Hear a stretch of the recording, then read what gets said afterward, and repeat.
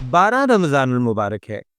نبی پاک صلی اللہ علیہ وآلہ وسلم مدینہ منورہ سے 313 یا غالباً 14 یا 15 اصحاب کے ساتھ روانہ ہوتے ہیں، اور ان کی بے سر و سامانی کا، یعنی ان کی جو مالی حالات تھے، ان کا یہ عالم تھا کہ اس 313 کے لشکر میں صرف 2 گھوڑے تھے، جن میں سے ایک گھوڑا حضرت زبیر بن عوام رضی اللہ تعالیٰ عنہم کے پاس تھا، اور دوسرا گھوڑا حضرت مقداد رضی اللہ تعالیٰ عنہم کے پاس تھا۔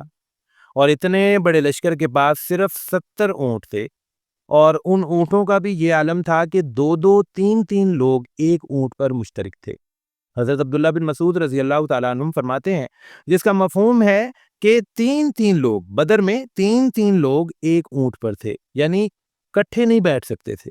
اس میں یہ تھا کہ ایک بندہ سوار ہوتا ہے تو باقی چلتے تھے، اور پھر دوسرا سوار ہوتا تھا، اور پھر تیسرا سوار ہوتا تھا، یعنی باری باری ایک سلیکٹڈ ڈیوریشن ہو گئی۔ فار ایگزامپل، اگر آپ کا 12 گھنٹے کا سفر ہے تو یہ 4 گھنٹے، ایک ایگزامپل دے رہا ہوں۔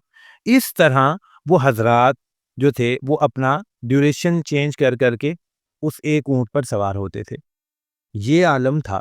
اور پیارے آقا کے ساتھ اس سفر میں حضرت ابی لبابہ اور حضرت علی رضوان اللہ علیہ مجمعین تھے، یعنی کہ ان تینوں کا ایک اونٹ جو تھا، ان تینوں پیاری ہستیوں کا ایک اونٹ تھا جس پر یہ سوار تھے۔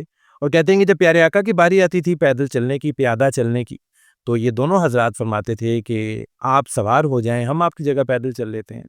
تو پیارے آقا فرماتے تھے، جس کا مفہوم ہے کہ تم مجھ سے زیادہ کبھی نہیں ہو، اور میں تم سے زیادہ اللہ کے اجر سے بے نیاز نہیں۔ پیارے مسلمانوں، یہ ہے کنڈیشن، یہ ہے وہ ٹائم جس وقت یہ سارے رولز اینڈ ریگولیشنز اصل میں ڈیولپ ہوئے ہیں۔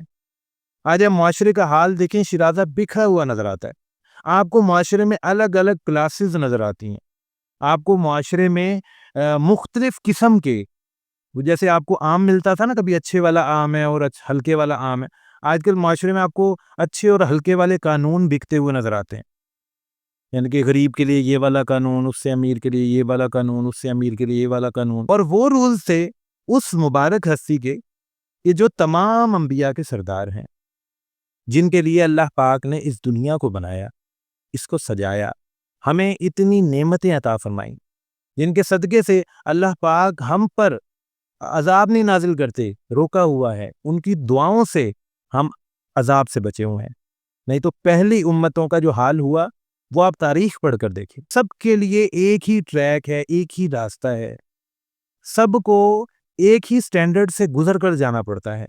جب اس طرح سے معاشرے ترتیب پاتے ہیں، تب ہی پھر اللہ پاک کی رحمتیں بھی اترتی ہیں، اور پھر ہی کفار مسلمانوں سے ڈرتے ہیں، اور پھر یہ 313 اپنے دگنے بلکہ 3 گنا 4 گنا لشکر کو بھی ایسے بچھاڑ دیتے ہیں کہ تاریخ بھی اسے اپنے قلم سے اپنے صفوں پر لکھتی ہے کہ مسلمانوں کو فتح حاصل ہوئی۔ اللہ پاک ہم سب کو یہ توفیق عطا فرمائے کہ ہم بھی عدل و انصاف پر چلنے والے بنیں، اپنی ذات پر بھی عدل و انصاف ماننے والے بنیں۔ اللہ پاک ہم سب کے حامی و ناصر ہوں، آمین ثم آمین۔